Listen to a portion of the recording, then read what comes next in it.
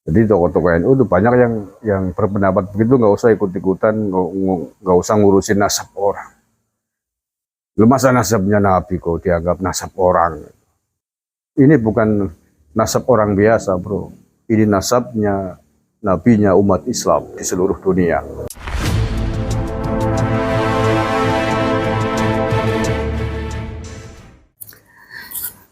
Banyak yang mengatakan, buat apa ngurusin nasab orang lain? Nggak usah ikut-ikutan ngurusi nasabnya orang lain. Ada juga yang mengatakan, daripada salah membenci, lebih baik salah mencintai.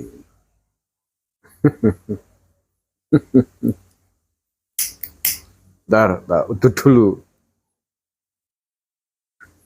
Jadi menurut saya, hari ini itu banyak sekali orang yang tidak peduli lagi dengan Nabi. Bahkan bukan hanya orang biasa, tokoh-tokoh ulama, kiai-kiai NU, menurut saya, yang sudah tidak peduli lagi dengan kehormatan Nabi, sudah tidak peduli lagi dengan Rasulullah SAW. Mereka menganggap bahwa nasabnya Nabi itu nggak perlu untuk diurusin. Nasabnya Nabi dipalsukan oleh orang, ya biarin aja, nggak usah ikut-ikutan, nggak usah ngurusin. Nabi disepadankan, disejajarkan dengan nasabnya orang biasa. Artinya sudah tidak dipandang lagi sebagai kemuliaan. Nasabnya Nabi sudah tidak lagi dianggap sebagai sebuah kehormatan yang layak untuk diperhatikan, yang layak untuk dijaga kesuciannya, kelurusannya. Ketika ada kelompok orang yang mencoba untuk memalsukan nasabnya Nabi, dianggap sebagai nggak usah ikut-ikutan, itu nasabnya orang, nggak usah diurusin. Jadi menurut saya sangat memprihatinkan perkembangan peradaban Islam, peradaban bahkan para orang-orang warga NU hari ini yang tidak lagi memandang bahwa nasabnya Nabi itu sebagai sebuah hal yang penting untuk dijaga. Orang yang mengaku-ngaku nasabnya Nabi, biarin aja, nggak usah ikut-ikutan. Nah, oleh karena itulah kemudian ada juga yang mengatakan, biarin aja, nggak apa-apa.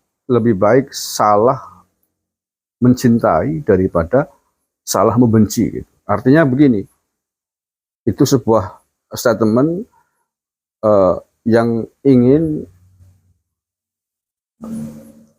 ditujukan kepada orang-orang yang seandainya para Habib ini memang benar-benar bukan dzurriyyahnya Nabi, tidak apa-apa kita mencintai mereka. Nggak apa-apa salah mencintai. Toh tidak dosa kan? Daripada salah membenci malah dosa kan? Intinya begitulah. Katanya nggak usah ikut-ikutan masalah nasab. Tapi kenapa kemudian membuat sebuah keputusan? Apakah benar bahwa salah mencintai itu tidak lebih berbahaya daripada salah membenci?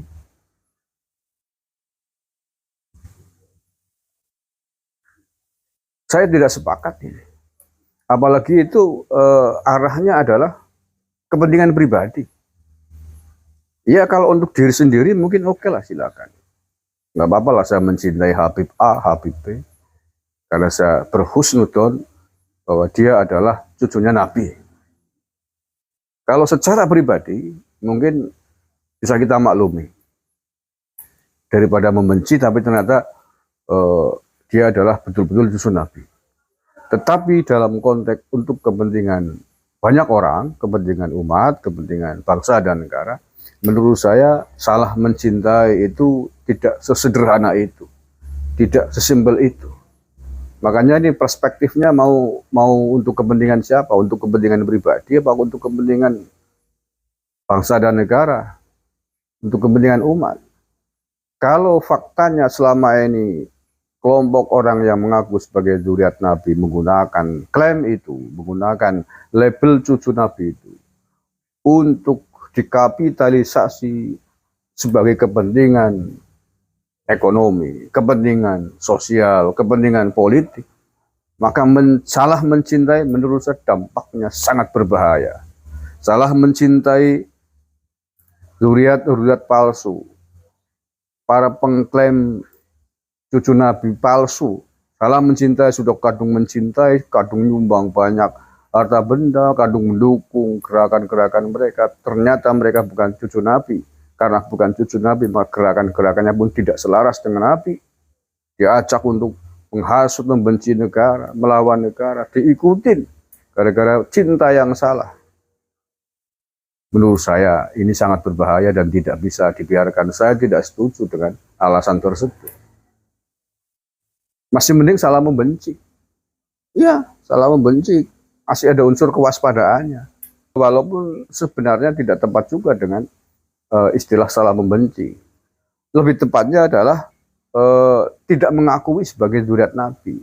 Karena sejumlah argumen, sejumlah alasan yang sangat kuat. Tidak hanya dari penelusuran kitab-kitab nasab yang sudah banyak dibahas lah, tidak hanya oleh Kiai Badruddin Utsman saja, tapi oleh banyak ulama yang lain. Tidak hanya dari dalam negeri, tapi juga dari luar negeri, dari nakoba-nakoba internasional. Kan kuat itu landasannya. Belum lagi dari cerita-cerita sejarah yang ada. Belum lagi dari praktek-praktek, perbuatan-perbuatan yang ditonjolkan, yang ditampakkan oleh orang-orang yang selama ini mengaku Nabi, tapi sama sekali tidak sesuai dengan akhlak Nabi. Itu kan faktor-faktor yang menguatkan bahwa kita tidak percaya mereka itu zuriat Nabi. Nah, kecuali faktor-faktor itu tidak ada, tiba-tiba orang mengatakan itu bukan cucu Nabi, mereka bukan cucu Nabi, mungkin kita bisa menggunakan alasan husnuzon. Masalahnya di mana? Selama ini misalkan mereka baik-baik saja, mendukung negara, pemerintah, tidak pernah memanfaatkan labeling cucu Nabinya untuk hal-hal buruk yang lain.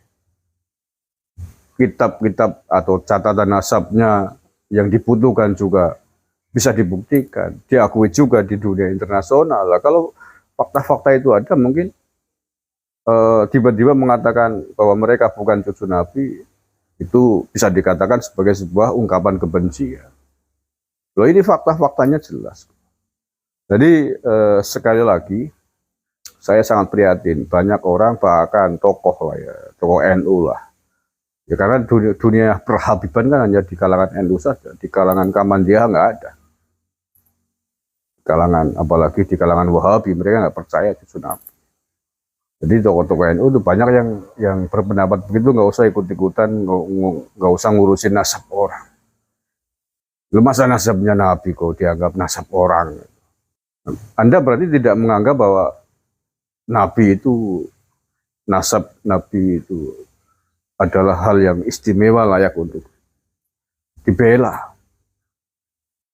Anda merasa kehormatan Nabi diinjak-injak oleh orang, dibiarkan, karena itu adalah nasab mereka.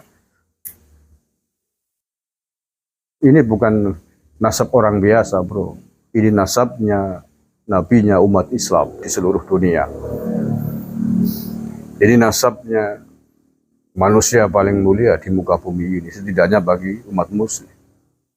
Nasabnya diinjak-injak, dipalsukan, tidak bisa membuktikan katanya nasabnya Nabi. Anda mengatakan nggak usah ikut-ikutan ngurusin nasab orang. Jangan samakan Nabi dengan orang biasa. Ini menyinggung perasaan kita semuanya. Orang-orang yang mengatakan nggak usah ikut-ikutan ngurusin nasab orang terkait polemik Balawi ini, sama saja menempatkan Nabi sama dengan orang-orang biasa.